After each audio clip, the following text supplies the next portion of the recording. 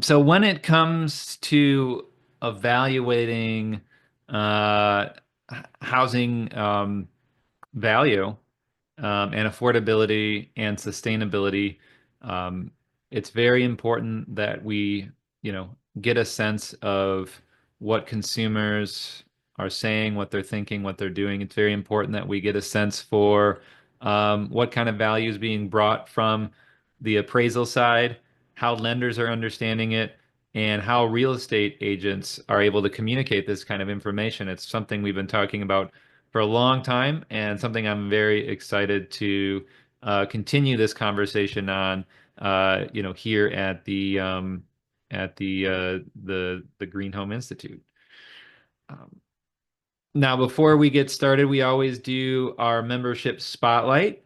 And this week, not one, not two, but three members of GreenHome Institute, including Fireside Home Construction, Architectural Resource, and the Bell family, came together to design, build, and operate this home, which has won the 2024 Custom Home by our U.S. Department of Energy award. You can learn more about this project on our YouTube channel, where we've interviewed the builders, designers, and owners. Now, to be sure, these same strategies apply to smaller homes, right-sized homes, multifamily, even renovations, and all can really benefit from having this level of knowledge. So this is who GreenHome Institute members are. This is what GreenHome Institute members do. So can you learn more at greenhomeinstitute.org/become a member. And thanks to our session sponsor, Panasonic Ventilation. They offer all the solutions for healthier homes, from supply only all the way up to demand-controlled recovery ventilation and everything in between. I've personally been using Panasonic now for over a decade to keep air fresh and healthy. Energy Star certified inline fans and/or exhaust fans to meet baseline ventilation requirements, or set up continuous intermittent exhaust to comply with various standards. Energy recovery ventilators range from 20 to 200 CFM, decentral or central systems that work even in cold climates that help with the best balanced solutions. Now, these are paired with demand-controlled air quality sensors, so they ramp up to run only when pollution is detected. Learn more over at greenhomeinstitute.org/Panasonic ventilation. All right, well, welcome everyone to Evaluating Home Efficiency Research, Valuation, and Collaboration in High Performance Home Upgrades. This course is brought to you by the GreenHome Institute. The GreenHome Institute is a nonprofit with a mission to empower people to make healthier and more sustainable choices in the renovation and construction of the places we live. Today, I will be your moderator. My name is Brett Little, and I am the education manager here. This course is approved for multiple continuing education units, including all 5 pillars of green in our Certified Green Home Professional designation. AIA Health, Welfare, and Safety may make it applicable to your state-based design or contractor license. So with that, I am excited to welcome our speaker here, Pamela. And Pamela, this is probably your third, maybe fourth time on the show. It's been a couple times, so it's always great to have you back. And thanks for joining us. And please take it away. All right, thank you. I have joined you before, but I have not joined in this new position that I'm in. So this is very exciting. And I want to talk about, thank you for the hand claps. First, before I introduce myself, I'll just tell you what we're going to talk about today. I'll introduce myself. I'm going to talk about a study that I worked on recently about the impact that the Inflation Reduction Act could have in communities of color. I'll talk about what the research question was there and what we found. I'll talk about how to engage consumers, how to engage essentially home buyers and homeowners on energy efficiency and high performance and electrification and all the things that we really care about. And then I'll talk about what the research is saying that we need to provide in order to really support real estate professionals. And I'll be talking about real estate agents, and I'll be talking about appraisers, both sides. All right, here's the introduction of me. My background, for those of you who know me previously is I was at Elevate, which is a nonprofit that designs and implements energy efficiency programs. I was there for 11 years, working to make sure that the real estate community consistently and fairly valued high performance. While I was there, I did a lot of research, both looking at past research that had been done to see, as we'll get to in a minute, on the IRA impacts, past research that's been done, but also really running some in-depth focus groups with home buyers, home sellers, and real estate agents, and surveying appraisers so that we can really figure out what people are thinking and how we might be able to influence them. My foreground right now, I am at the National Association of Realtors. I'm the brand new sustainability manager. So maybe go easy on some of your questions as they relate to NAR. I've been here maybe 3.5 weeks now, which is very exciting. The other thing that I have been doing, and I will continue to do, is teach mainly NAR's green designation, which I have been doing for many, many years. And it's absolutely one of my very favorite things in the whole world, partly because I get to talk to real estate agents who are out in the field and they're trying to figure out how to build sustainability or green, however we want to talk about it, into their business. All right, I'm going to start with the latest paper that I worked on with one of our researchers that was at Elevate. So she was able to do a lot of the background research that and just knew how to do that things that I did not know how to do. The research question that we came up with was, could a home value premium associated with efficiency upgrades lead to displacement and gentrification in communities of color? And this came up because as states are thinking through the Inflation Reduction Act, there is a lot of concern that improving the home value for people of color in specifically lower income neighborhoods, could that have a negative impact that we didn't plan for? So I highly recommend actually reading the paper, and I'll have a link up again so that you can find this paper. But we did a very thorough review of existing literature on this space. And the part that I got to lead that was the most fun is I interviewed 6 professionals who work and live in the city of Chicago, including real estate professionals, affordable housing experts, and community activists. Had very long conversations with people who were generous with their time so that we could address this question head on. So, does increasing home value lead to gentrification and displacement? The very short answer is no. There is nuance here, and I do not want to discount at all the very real threat that displacement poses. This was a focused study, however. We were looking at the issue that I mentioned. Could the rise in value in homes lead to specifically the rise in value related to energy efficiency improvements and third-party certification lead to gentrification and displacement? So it was the very focused question that we were talking to and talking about with our interviewees. But there were many important takeaways from this paper, and I'm going to touch on 3. So first of all, everyone deserves to build wealth through homeownership. For each of these takeaways, I'm going to highlight a quote from one of the people that we interviewed, and I highly recommend looking some of these people up. So the first is Tanika Lewis-Johnson, who, if you do not know her, consider looking her up right after you hang up from this webinar. She's a social justice artist and community activist doing incredible work. Here's what she said: homeownership is not generating wealth for Black people because our homes are not appreciating. History has proven that they are not building generational wealth because our neighborhoods are devalued and maintaining the home actually depletes our savings. The IRA is an opportunity to get significant investment in our houses. This history has happened. Now we have the opportunity to get it right. So essentially what everyone said to us is, please do not slow money down because you are worried about gentrification and displacement. And I'll get to the whys in a second, but I think probably there are a lot of people on this call who have thought about the unfair appraisals that we know are coming out specifically related to homes being sold by people of color. And we all know that that is wrong.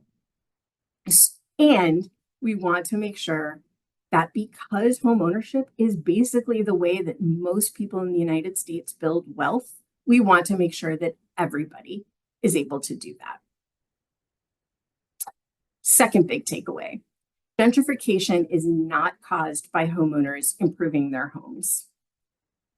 Gentrification happens because of developers who take up real estate, not from energy efficiency upgrades. Gentrification doesn't occur from individual investment in homes. It comes from collective investment and city investment. This is especially true for Black and Brown neighborhoods because the disinvestment is so deep. Individual homeowners making energy efficiency improvements are not going to spur developers. It's literally just doing good for the homeowner. I want to stress that I only have one quote here, but everyone we interviewed said the exact same thing and said, again, please help us build. We want to build wealth in our homes. We want investment in our communities. The third takeaway is don't make assumptions. And actually, when we brought up the research question to the 6 people that we interviewed, they said, where is the evidence showing that this is a problem? And I said, well, actually, there is no evidence right now. Assumptions are being made that this will be a problem. And they said, you know, if someone had just talked to us, we wouldn't be here. You wouldn't be writing this paper. So it's important to talk and listen to people living in the community that you are thinking you might hurt in some way, instead of having me come on a webinar and talk about it, really talking to the people who are working at a community level. So I love this quote from Ezekiel Morris, who is in Chicago. He is a designated managing broker and owner. Really an incredible person if you want to look up who he is. But when he said, when you look at real estate people, the perception is that we just make money and don't care about our community. And all we care about is making the sale. That's not the truth. The role of a real estate professional is to value the neighborhood you support. As we value those neighborhoods, then others will value them too, because we can tell the story. One of the other big takeaways that we have that I'm not going to talk about right now is that policies need to be passed to make sure that we don't do things to indirectly harm or directly harm a neighborhood and the people living in that neighborhood. There are many, many policies that can be passed to make sure that we aren't doing things that lead to displacement and gentrification. Brett, did you have a question? Yeah, Pamela. So because kind of going back to your other thought there about new development coming in and displacement or gentrification issues from that. Is that because that new development isn't necessarily usually designed in a way that's getting people out of older, crumbling housing stock into these new homes? I'd assume if there's some kind of mechanism in place to get people out of the older homes or have higher rental situations into the new development, and they're the same people in the community, then it wouldn't be so much of an issue. I mean, you understand what I'm saying? I think so. Yeah. Yeah. So first, this is why it's really important before someone goes in and builds new housing or puts in something like the 606, which is a a multi-use trail that's connected many neighborhoods in the city of Chicago. Before any of that happens, people should talk to community members, to invested real estate agents who care about their communities and know what's happening to people. And then talk through some of the policies that can be put in place to make sure people don't lose their homes. There are, when I first went to work on this paper, I knew nothing really about gentrification or this topic at all. And so I typed in to Google, how to stop gentrification. No kidding.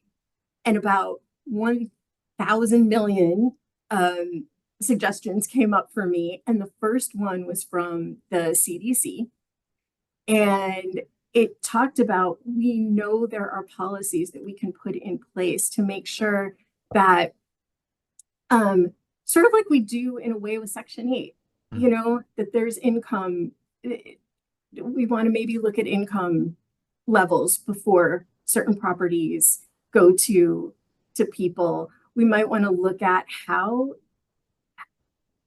property tax, what's happening in specific communities. Unfortunately, people who live in Black and Brown communities pay much higher property taxes, at least in the city of Chicago, than they do in mostly white neighborhoods.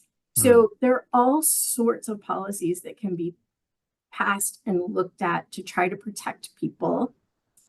Because the other thing we want to remember is that everyone deserves investment in their communities. We all want nice things, and everyone should be able to have that. And we should be able to help people stay in their homes or in their apartments.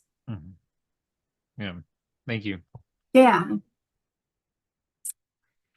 Okay, so that is my very high level talk about that paper, the IRA, and unintended consequences. So again, I highly recommend you read the paper. It's packed with quotes and really good background research about looking at the causes of gentrification and what could be done to slow that down. What I'm going to move to is, how do we engage consumers? How do we engage homeowners and buyers on this topic? And how do we get consistent and fair value so that people, because what we really need is we really need home buyers to start demanding these things, or at least valuing them, and that they will pay more money so that more home owners put these upgrades into their home, so that, because they know the market is going to ask for them.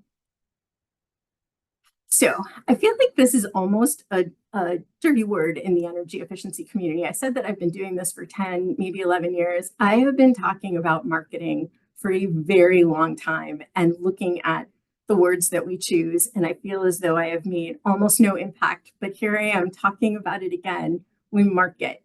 I was looking, I can't remember what spurred me to ask myself this question, but I decided to see how much Coca-Cola spent on marketing last year.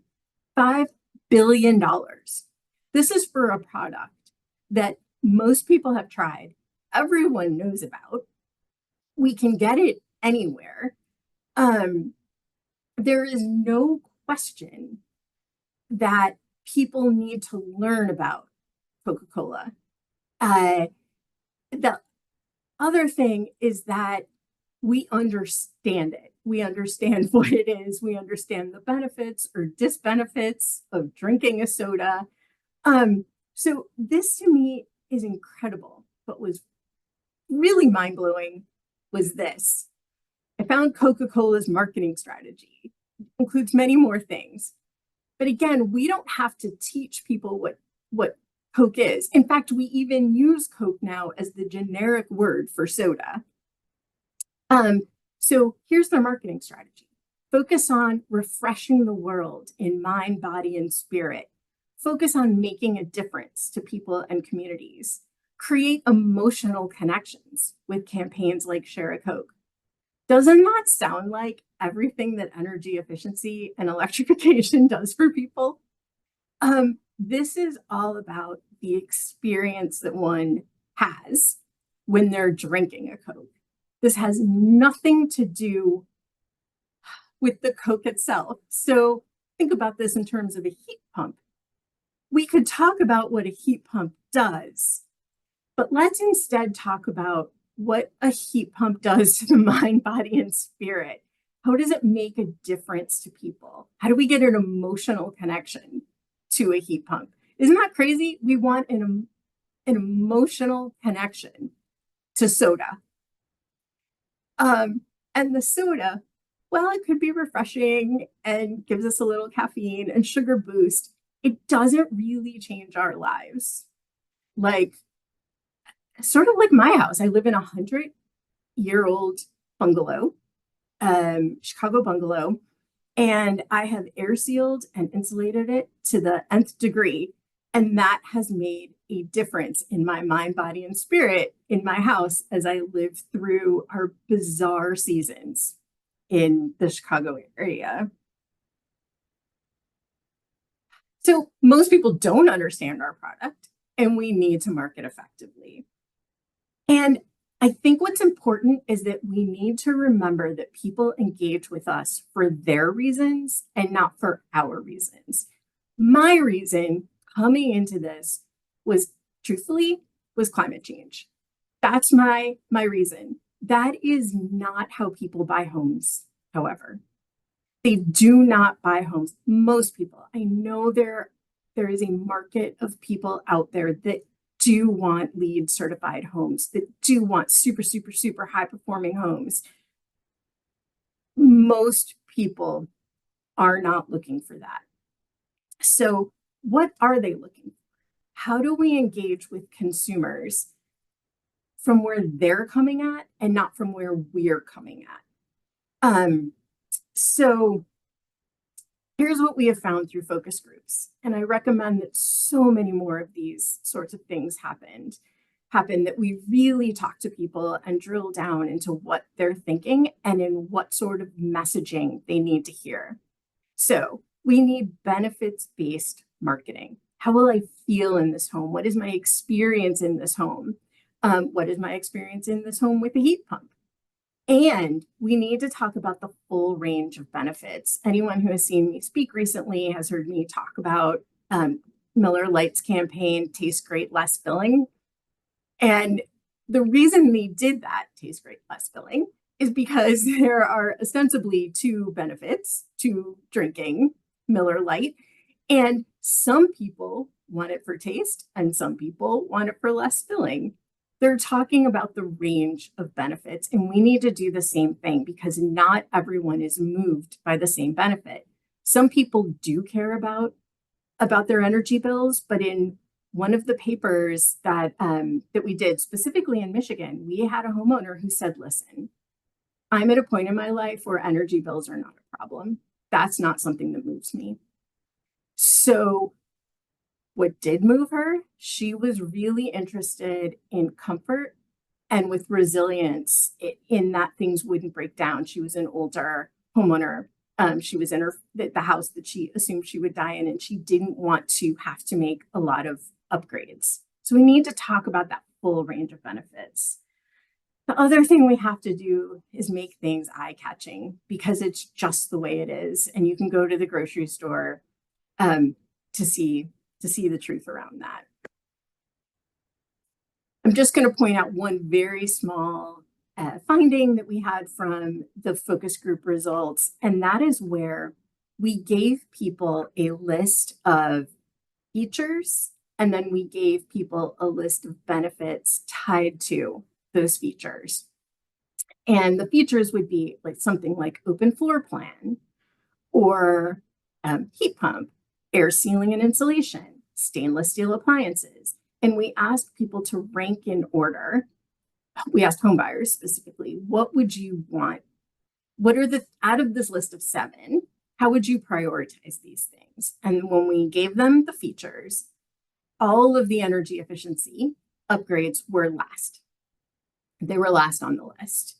Then we gave them that same list, but instead of talking about the thing itself, like the can of Coke, we talked about the benefit, which would be a refreshing a freshness of mind, body, and spirit, or something like that. So here's what we did with air sealing and insulation.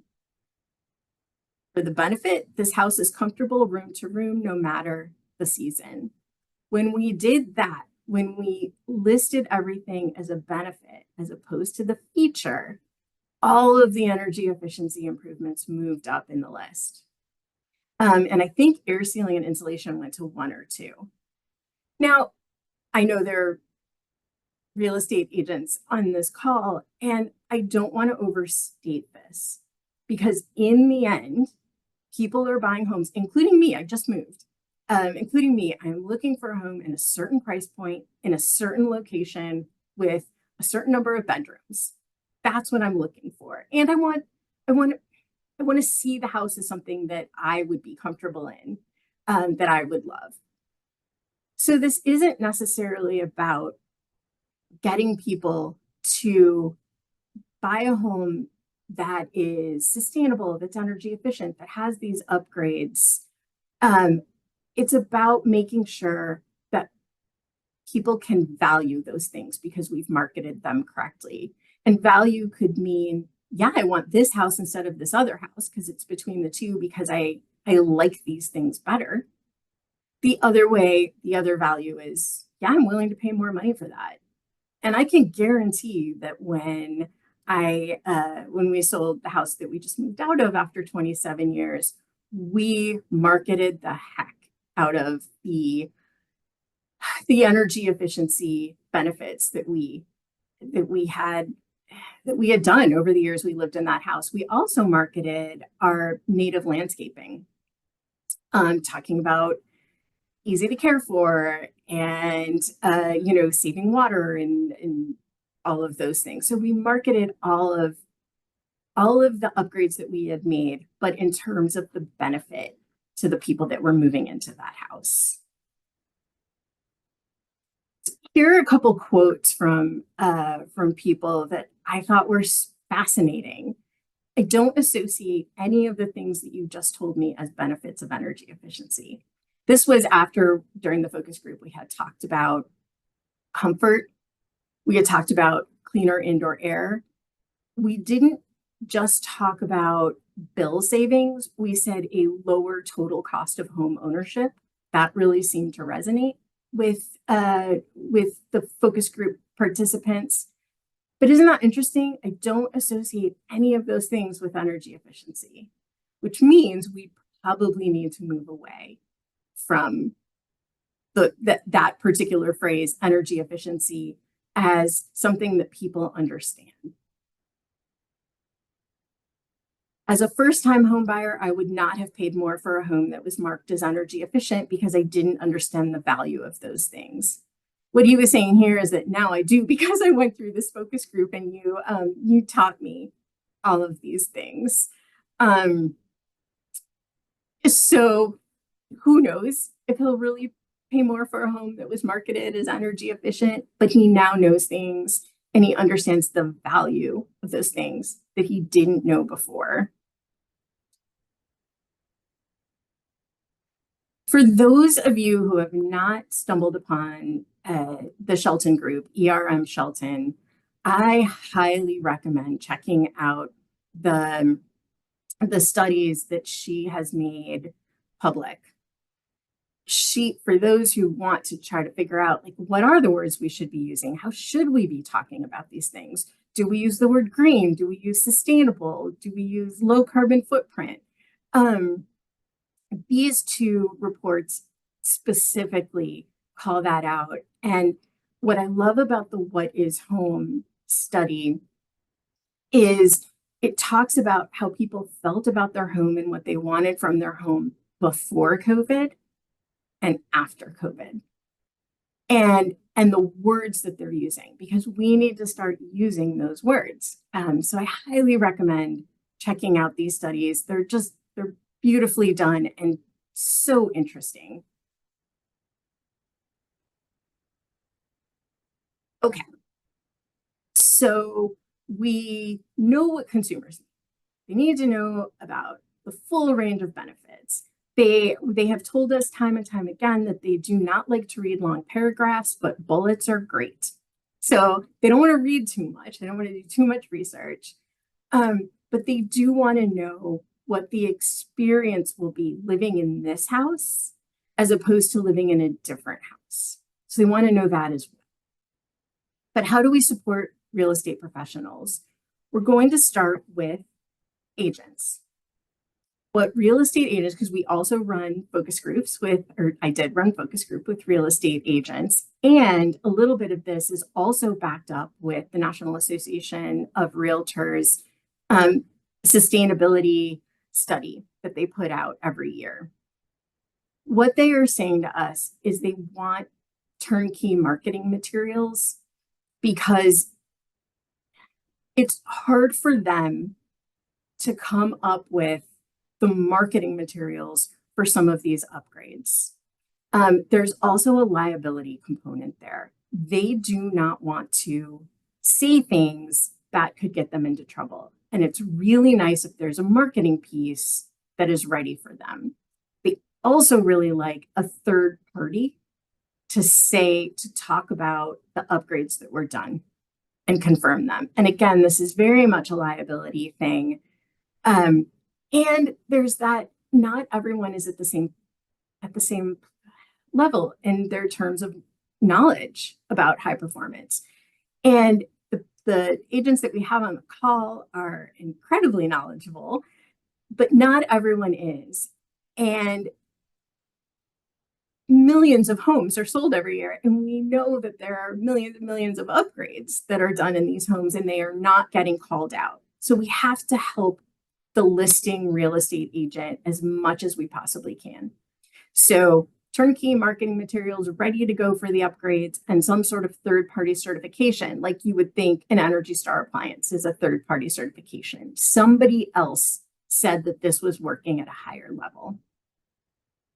We also need to commit to high quality, engaging, continuing education.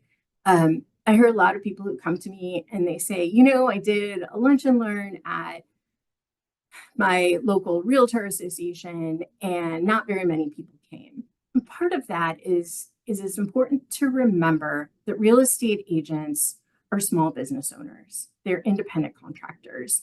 And they also have to get CE credit to renew their license every other year. And if you are telling a real estate agent, hey, I want you to come to this lunch and learn where I'm going to teach you something that nobody is asking. Because remember, even I just bought a new home, old home, but new to me, and never asked my real estate agent to find me a GreenHome.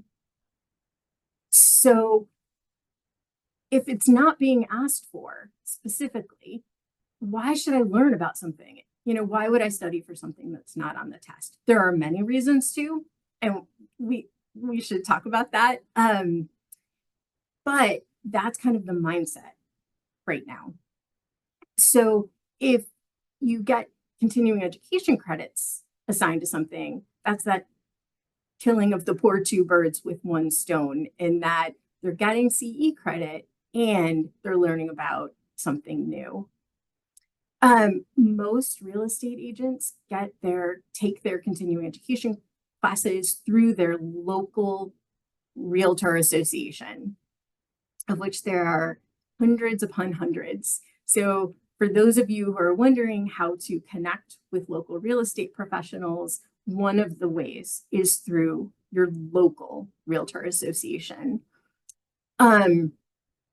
NAR offers the green designation, which is a 2-day course, and it's expensive. It's an expensive course to put on. It's 2 days. You have to have an instructor. So if there are organizations out there who can think about helping to underwrite the cost of offering that course, that is a great way to get an association to offer a course that maybe people aren't knocking the door down asking for. And then it also helps reduce the cost for realtors who would like to take that class, but for whom money is a barrier. connect with local real estate professionals. One of the things that I will recommend is looking to see if you have any agents who have gone through the 2-day green designation course. You can find them on NAR's green certification registry. And I should have put the email in there, I now see, but you can Google the right words and you will find a realtor who has gone through, or you will find the registry, and then you can look up by zip code and see if you can find a real estate agent that has at least, even if they don't know all the things, they went to a 2-day class to learn about something that people aren't necessarily asking for. And so they might be more open to listening, to learning more about the things that we want to talk about and build into the real estate transaction.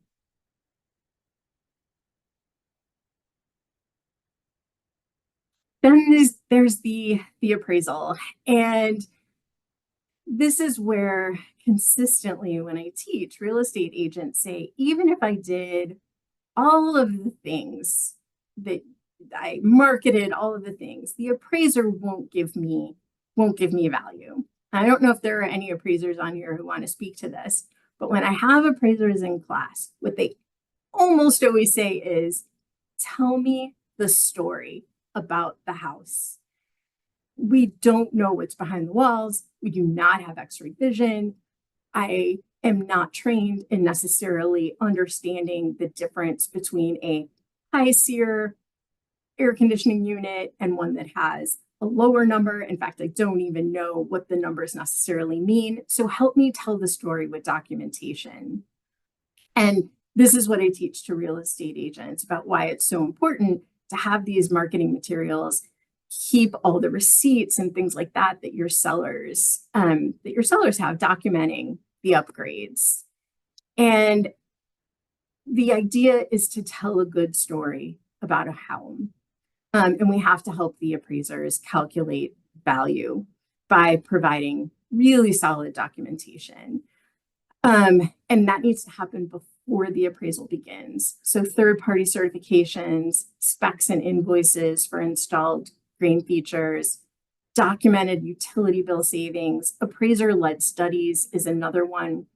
People frequently bring up the green and energy efficient addendum, which is really important. That's put out by the Appraisal Institute, and it's a worksheet where all of the upgrades that have been done to a home can be identified, but it's also very helpful to tell the story about, again, sort of back to that marketing story about what the benefit is for these things. And I will say appraiser-led studies, while they are few and far between, we do have them. They, however, are not in every market that's out there. But an appraiser can, if you give that story to the appraiser, they can use that study to indicate market trends across the country. And that can help them tell a bigger story about what might be happening locally. Brett. Do you have any more discussion here on the appraiser side? I do not. Well, so I think the question is, you said this study on the national side, but of course appraisals are all local. They're always looking for comps, right? And so if you hand them all of these features of a home and they can't identify that there's other homes in the area that have also recently sold, that's the other catch to this, then they say there are no comps. And what I have heard is, when there are no comps, there's no value. And I always thought maybe it should be flipped on its head. When there are no comps, there should be more value, right? Like if you don't know information, then you must assume the worst. Not if you don't know information, you must assume the best. So what can you say to the appraisers who then, you come with all this great information, national studies, and they say, well, there's no other home around the area that has it, so we have nothing to compare it to? So it's a good question. And from what I understand, because I am not an appraiser, but I have taken classes, I've listened to appraisers talk about this. From what I understand, when there isn't a comp locally, you can build out and try to find something in surrounding neighborhoods that wouldn't necessarily be a comp under different circumstances. And then you would adjust for things like if you know there's you would make adjustments based on certain things, like, oh, this home is near a highway, and so I have to assume a lower value, and there's definite adjustments that can be made, but you can choose a home from further away. The other thing, and there's a paper out there that explains this. I can try to get it. I can try to find it for you, Brett, after this and share it if anyone can. There's a document written that explains why you actually do not need comps, that there are other ways to come up with value, and there are. So we know that there's the income approach to appraising. And then somebody put in the chat what the third one is. There's income.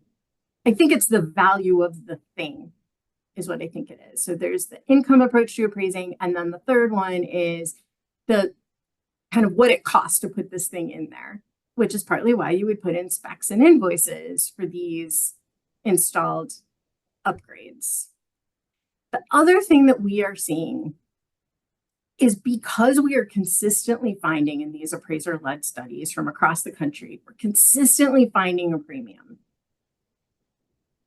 I am pretty sure that most of the appraisers that are giving that premium on the ground do not have any background in appraising high performance, because so few appraisers do.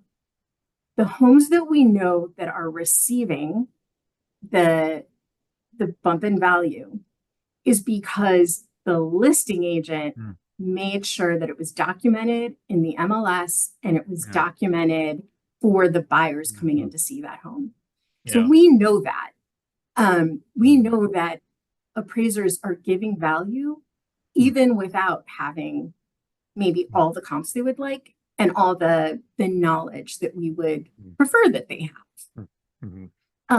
Could there be a bigger premium if more appraisers understood the value and if more consumers understood the value? Maybe. So right now, what we're seeing is a consistent 5% average premium. And where do the lenders come in on this? Because for two thoughts, number one, if you're trying to buy a home and make it more sustainable, you need that extra money, that extra borrowing power to come from that value. So you need the appraiser to understand how to value the home based on the plans and specifications, and not based on as is, but as will be, which they do, but from a sustainability background. And then, so a lot of times the appraisers will point the fingers and say, I'd love to give it all the value in the world, but the underwriter won't accept it. Right. And so that falls into the lap of the lender. So where does the lender come in this whole piece of the puzzle? If you're talking about future value, then you're specifically talking, I think, about the, I always call it a 401k, but that's not what it's called. The renovation loan. So there's the renovation loan, right? And there are energy efficiency mortgages out there. And if that's happening, again, being able to provide all of this documentation can help tell the story. And I do know that there are lenders out there with the renovation loan, 203K, thank you, with the 203K, that they're getting that value appraised. So again, I think we just have to help tell the story. Yeah, thank you. Yeah. Okay, so just kind of as a wrap up, what does the research say that everyone wants? And we're talking here about the appraisers and the real estate agents and consumers. And this is from the focus groups that we've been doing. And what people say that they want is third-party certification tied with benefits-based marketing and data. What's really funny, I'll tell you very quickly, in the focus groups that we do, or that I did, people would say, I think I need to know what the SEER is. And so, or something like that. I would say, oh, do you know what that is? And people would say, no, but I know it's important. And I'd say, well, do you know what a good SEER is versus a not as good? No, but I know it's important. So it's very interesting is that people want to know the benefits. They also want hard data. And I think it's the way our brains are wired or kind of what's out there. So they want to know both, want to know those things. They also really like third-party certification. And Suzanne Shelton, who I referenced earlier, did a great study on this, how Americans no longer trust pretty much anyone. And it's if a third party comes along and says this met higher standards, they are more likely to believe that. So my, for instance, is I buy very expensive eggs because I want the chickens to have led exceptionally good lives before I take their eggs away. And sometimes on the box, the company will talk about what great lives their chickens have led. But unless there is a certified humane label on there, I won't buy those eggs. I do not trust that company. And people were saying the exact same thing to us. So is there an example of this in the market?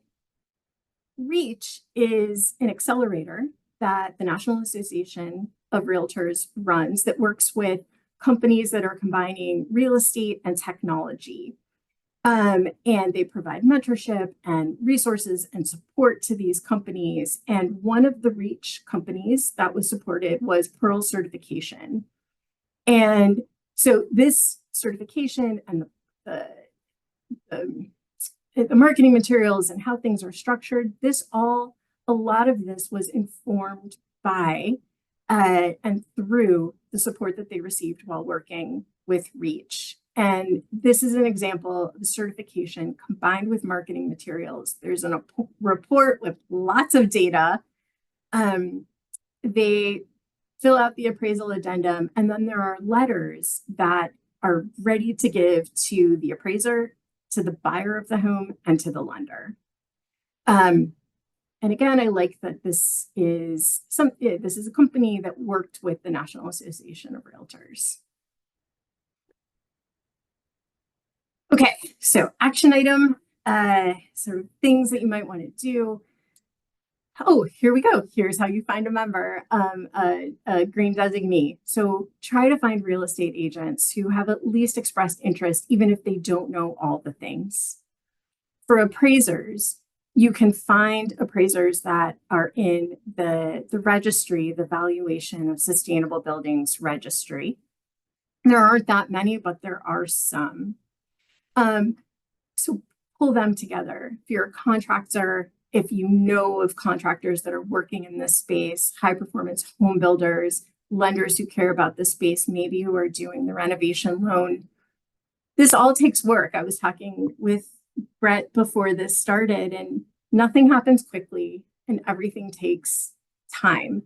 I did grassroots organizing for many, many years at the beginning of my career and into the middle of it, and just nothing happens quickly. It all takes time. You can also check out what NAR is doing in the world of sustainability. I highly recommend that you do that. If you belong to a realtor association, there's a toolkit up there to help realtor associations figure out how to build sustainability into their everyday. And just as a reminder, just so we go back to the very beginning, everyone deserves to build wealth through homeownership. And that is my presentation. Thank you very much. Yeah, thanks so much, Pamela. There are some other questions that are coming in here real quick. But before we get to those questions, I just want to give everybody a quick reminder that yes, this session is recorded and will be posted on our YouTube channel in the next couple of days. You can check back there in a couple days to see it, or you can go click subscribe now, update to get notifications, and you'll receive an instant update when it is available. And for those of you watching this in the future, not right now, take your quiz with an 80% passing rate to receive your continuing ed. For those of you here today, make sure you're appropriately logged in Zoom with the name you want printed on your certificate, and you've been here for the full CEU hour. You'll receive your certificate in the next couple of days from certs@gutenbergcerts.com. Check your spam just to see if it's there. And as we get into those questions that are coming in, a huge thanks to our board of directors, our volunteers, our executive director, our nearly 400 members. We're so close if you can help us get there by the end of the year. And our sponsors who are helping make these green features, right? That we are talking about, these more sustainable features like our top tier sponsor, Rheem, with air source heat pump technology that can easily replace gas for not only energy efficiency, but safety. Build Equinox, smarter ventilation, Panasonic, Mitsubishi, and all of them. A huge thanks to their support. So, Pamela, kind of going back to the beginning a little bit and some of the strategies for those who are in communities or those experiencing poverty, income qualified communities. Has there been, the kind of question is here, has there been any programs that are actually looking to get people, moved into more self-sufficient lifestyles, such as essentially no utility bill, off-grid housing, where there's permaculture, organic gardening, sort of just basically a new way of living, I guess, is what they're asking. But that's specifically directed at not people who might, in normal cases of means, be able to buy an off-grid home because it's expensive, especially in colder climates. But those who, as a way to kind of change their lifestyle and help resolve those financial issues. Have you heard anything about that? I guess that's the question. Not exactly. So what I will say is everything costs money. Yeah. And builders are going to want to make money on whatever they build.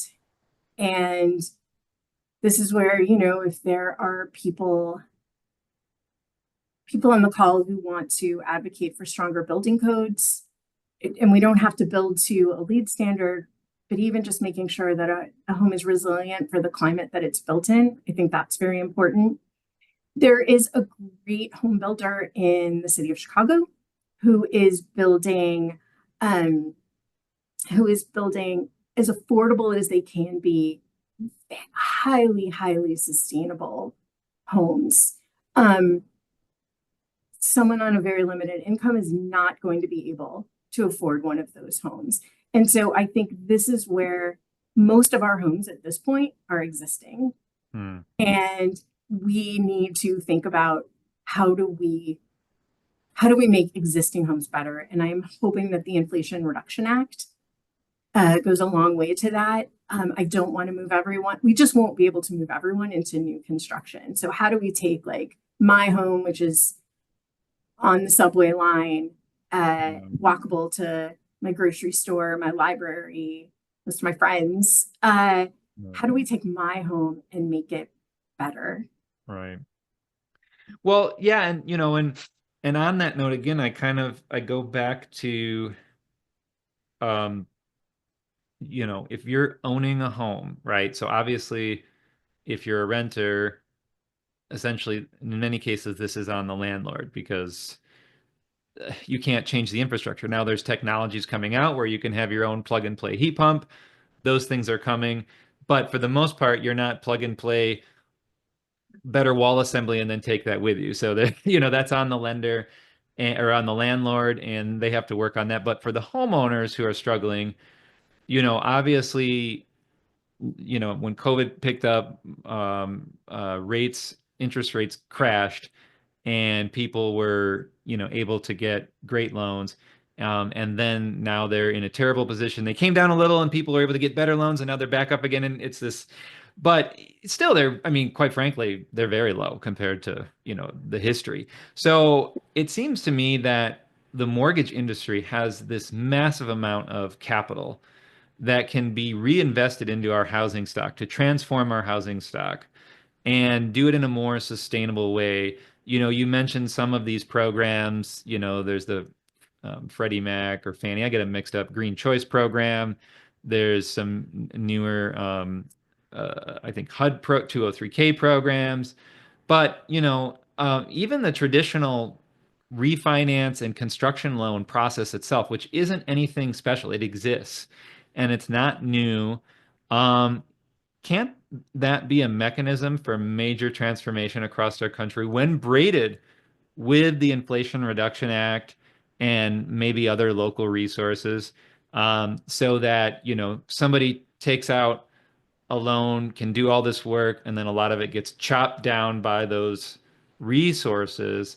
Are you seeing any discussion about this at the lending institutions who may be struggling to get people to refinance their mortgage, to say, hey, maybe we can do it more sustainable? And now we have a lot more people who can benefit and who might want to do it.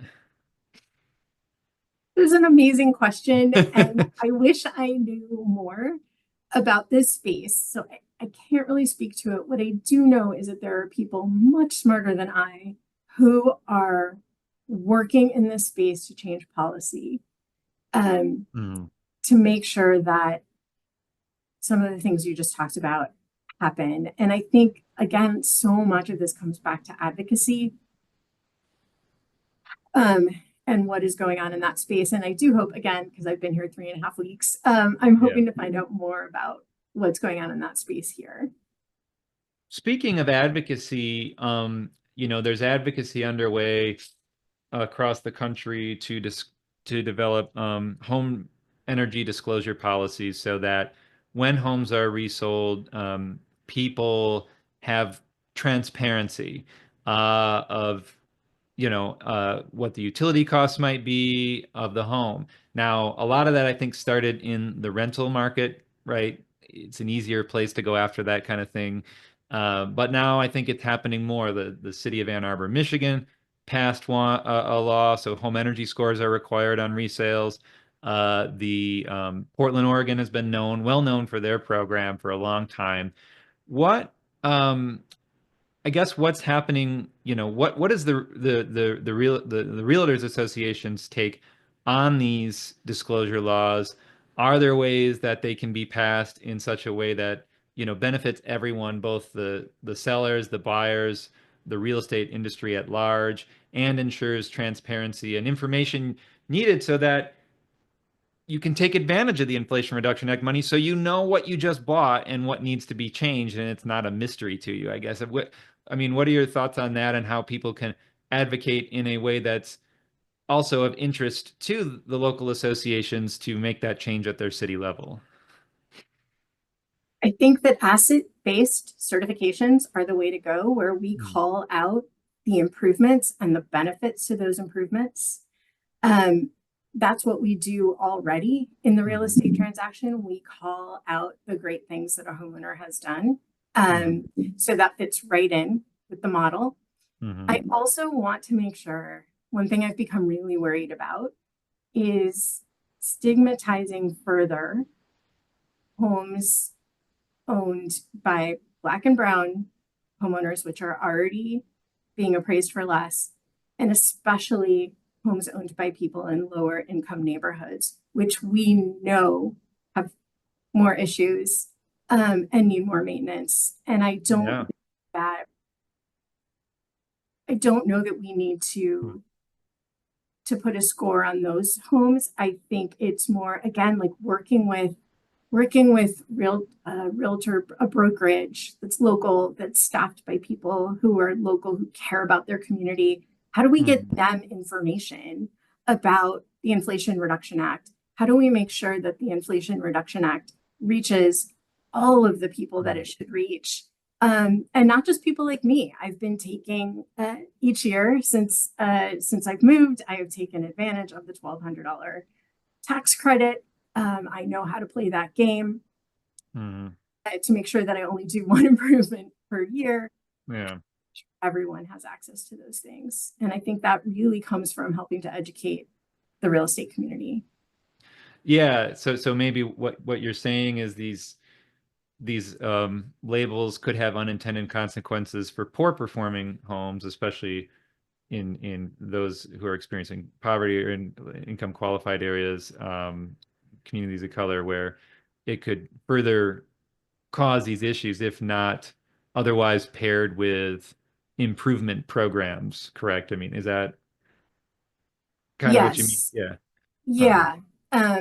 And so we did bring this up during those interviews for that IRA paper that I told you about. And one of the people that we interviewed said, I don't think you should label homes that were in previously redlined communities. Yeah. You can't do insult to injury. So let's work within a system that we have where we call out the benefits. Yeah. And I get a letter from my real estate agent that, helped me buy a home like, many, many years ago, right? I still get a nice letter, a nice email. The other day it came in and it was talking about, solar panels. And I was like, wow, this is so cool. And it made me think that people, I think, and from what I hear, really trust, their real estate agents, right? They really trust them as a source for information. How do we get them so that they are promoting these homes rebates to someone who just moved in? And being able to do it in a way that, yeah, maybe they don't know everything and they don't need to know everything, but they know enough to feel confident promoting it and not just say, well, I don't know anything, so I can't promote it, right? But, what are you seeing anything out there like that where, they can put these in their newsletters and say, hey, there's this benefit for you. You should, consider it. And now you're thinking of me, right? For your next home. You thought I helped you. Now you're thinking of me. So, So it's almost like that was a very leading question, yeah. because part of my job will be to see how we can engage local realtor associations and get them to offer more classes on this topic. And Yeah. when I teach the green designation, I walk through exactly what you said to do. Yeah. I say, here are all the things you can tie together. These are the rebates. Here's the little bit of information that you need